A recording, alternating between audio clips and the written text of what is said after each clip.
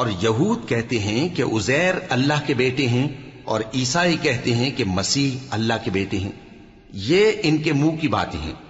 पहले काफिर भी इसी तरह की बातें कहा करते थे। ये भी उन्हीं की रीस करने लगे हैं।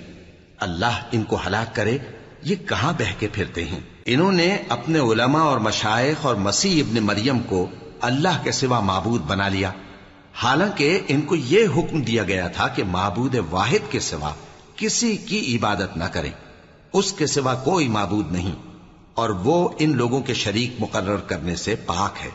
ये चाहते हैं कि अल्लाह के नूर को अपने मुंह से फूंक मारकर बुझा दें, और अल्लाह अपने नूर को पूरा किए बगैर रहने का नहीं, अगरचे काफिरों को बुरा ही लगे।